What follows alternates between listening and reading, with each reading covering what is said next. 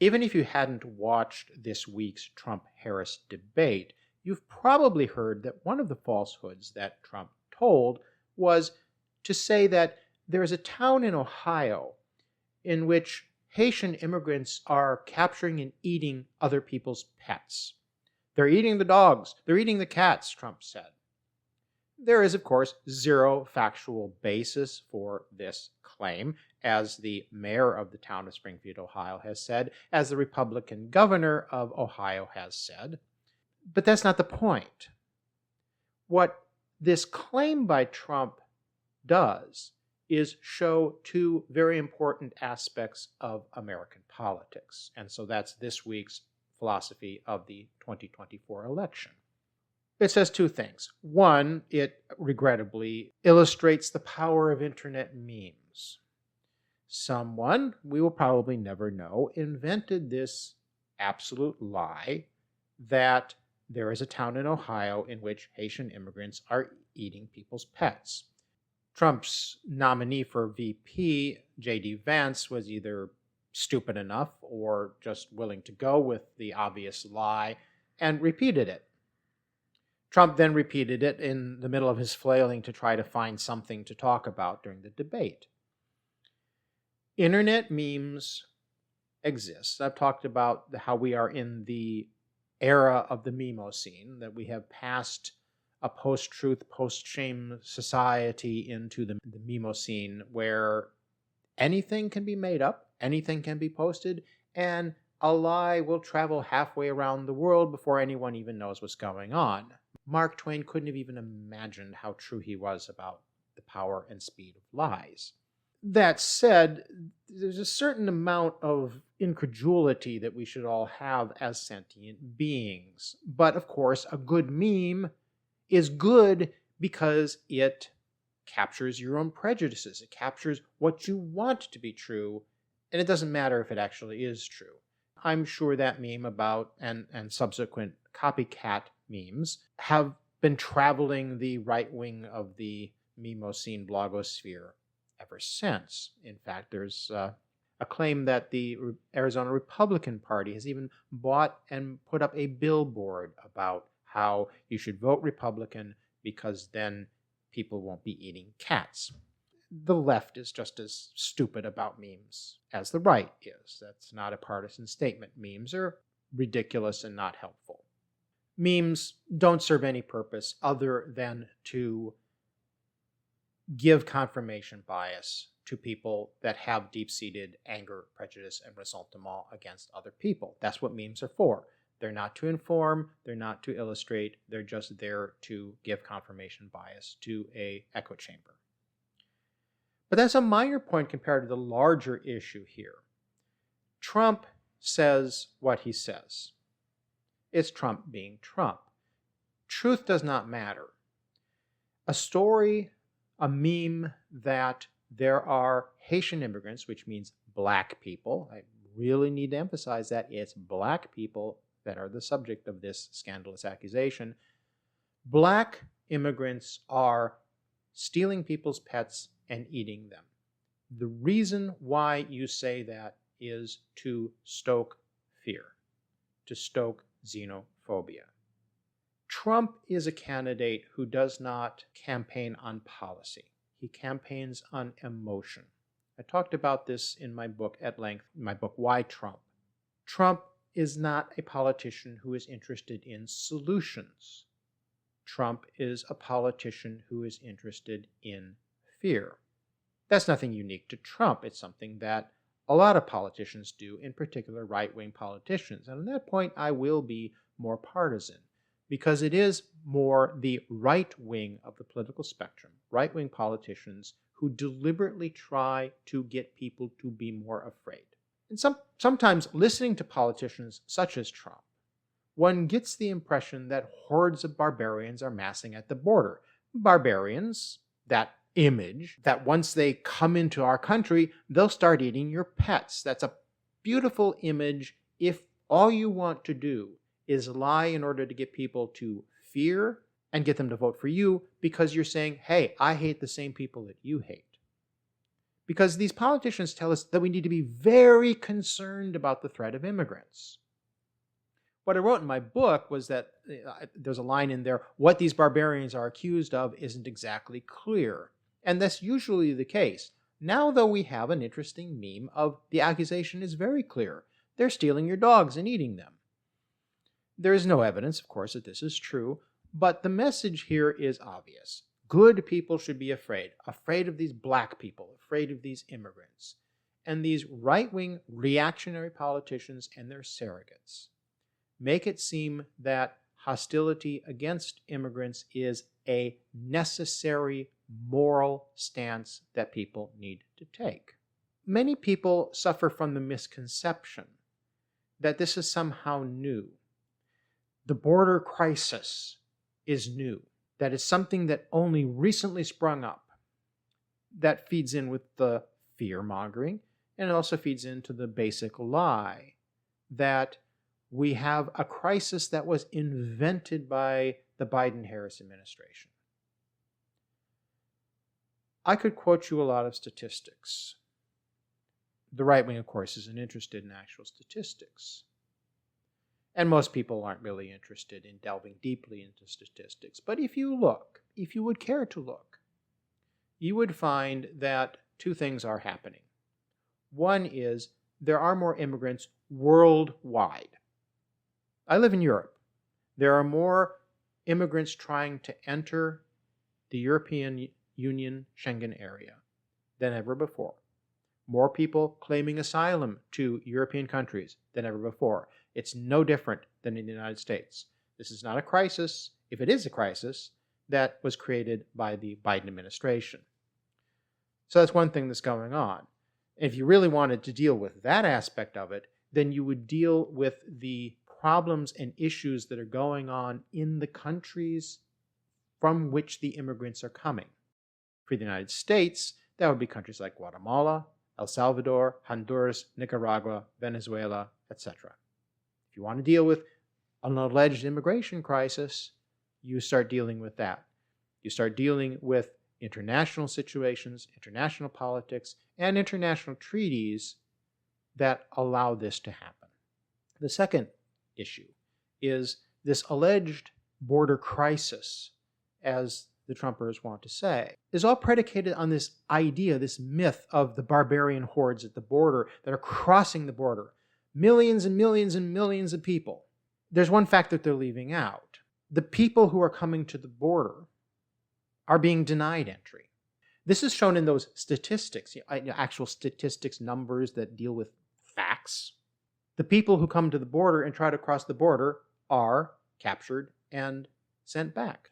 There are three terms, actually, that the government uses. They call removals, returns, and expulsions. The number of expulsions are up. The expulsions were up during the Biden administration. I'm not making a value judgment on whether the Biden administration is correct or not on this, but expulsions are up in the Biden administration because Biden is doing it when Trump didn't, when Obama didn't, when Bush didn't before that. You look at the statistics, and more people are being removed and returned and expelled from the country. That's a word, expelled. But they're being sent back. There are not hordes and hordes of immigrants camping out in towns in Ohio looking for dogs to eat. That's not what's going on. But of course, that's not the point, is it? Because truth is not what this is about. It's about fear. And it's about the right wing being the right wing. And I have to be partisan on this. The Democrats are almost as bad on immigration as the Republicans are, some people would say, and I don't know if that's true or not. You guys can argue about that. But what is true is that the right wing has always been anti-immigrant and fear-mongering about immigrants. Many people feel a need for separation from those who are different from them, because a feeling of separation gives one the further feeling of being superior to other people. Immigrants worldwide, all cultures on our earth, tend to cast immigrants as the role of separate, inferior people. Many people look down on immigrants and prefer those immigrants remain in their country of origin. And that need for separation pervades anti-immigrant sentiments, not just in the United States, but throughout most of the world. I see it in Europe a lot. In Europe, it's more the fear of the Turk mentality that goes way, way back hundreds of years ago when the Turkish armies were real threats. You look at Germany right now as just one example. Germany has a very strong anti-immigrant movement on the right wing, and it tends to be centered on Turkish immigrants. In the United States, the boogeyman, the enemy, are Hispanics. The paradox of the United States, though, is that it sees itself as the greatest nation on the world, a nation to which everyone else in the world should aspire, a nation to which everyone would want to be a part of, but that if immigrants actually came to the United States, the superior nation, those inferior immigrants would corrupt and pollute the United States. And that's the language Trump and the MAGA movement use. Pollution. They're polluting the United States. They didn't invent that idea. The history of American anti-immigrant bigotry goes back to nearly the beginning of the United States. Deep fear and resentment of the presence of immigrants, people who are different, is written into the fabric of the United States, even though the United States is a nation of immigrants, which each wave of immigration has tried to slam the door behind them and stop the next wave from coming. I was born in the United States, a descendant of immigrants. None of my ancestors can trace their ancestry to America. Every single one of them traces their ancestry to Europe. And everyone else in the United States, unless you are a direct descendant of Native Americans, American Indians, indigenous people, you are a descendant of immigrants. America is a nation of immigrants. But that particular strain of political culture on the right wing that I talk about in great depth in my book, Why Trump, is inherently anti-immigrant because they need this division. They need this fear. One convenient target for fear-mongering has always been immigrants. I'm not just talking now. Trump, I keep saying this, there's nothing new about Trump. There's nothing new about MAGA. Nothing. It's the same old playbook. I give a brief history. I won't repeat it here. I give a brief history in my book, Why Trump, about this anti-immigrant strain in American politics. It's not new for us. It's not new for our grandparents' generation. It wasn't new for the 1930s. It wasn't new for the 1920s and on. It goes back to the very beginning of the United States. It's worth knowing that some of the very first laws passed by the United States Congress, the very first United States Congress, were laws that violated the Constitution in order to discriminate against immigrants and prevent immigrants from having the same rights that the Constitution guarantees to everyone. The issue of migration, and it is migration, is a worldwide problem that have a large, complex web of causes. Wars, famine, disease, impoverishment, dictatorships. One thing that's not talked about enough is that one of the main drivers of all the dangerous people that Trump likes to talk about, the dangerous people aren't families looking for jobs to feed their kids, which is what most of the asylum seekers and refugees are doing. The dangerous people are the people who work for the drug lords. Ask yourself, why would people be trying to smuggle drugs into the United States and Europe? To sell the drugs. Ask yourself, why are these people trying to sell drugs in the United States and Europe? Who are they selling them to? If there was a huge market for drugs in their home countries, they'd be staying there. But no, the biggest market for drugs is the United States. And there are smaller but still vibrant markets for illegal drugs in Northern Europe. They're coming and smuggling drugs over the border because the drug gangs know they can make money in the United States. There's not so much a border crisis or a migration crisis or a whatever you want to call it, as much as there is a drug gang crisis. There was recently a story of somewhat debatable truth about, in Colorado, a Venezuelan drug gang taking over part of the city. At least it was finally mentioned, drug gangs. Look up the statistics. How many murders in the United States are drug gang violence? Turf wars between drug gangs. The violent immigrants are largely tied to that. But no one wants to talk about that. The poor people who are seeking to escape the drug gangs at home, because there's drug gang violence in countries like in Central America, because that's where the drugs are harvested, grown, manufactured, and that's where the distribution points start. And they're escaping the gang violence, or they're being used and trafficked by the drug gangs to come to the United States. If you want to deal with this supposed border crisis, this migration crisis, you need to deal with the problem of the demand for drugs in the United States. Deal with the cultural issues that cause a demand for drugs in the United States. Maybe legalization is an answer? I don't know. That's a big and complicated question that I don't pretend to understand. What I do understand is that what Trump's lie about blacks, immigrants eating pets in Ohio has nothing to do with immigration. It has to do with is fear. The right wing is about concentrating power.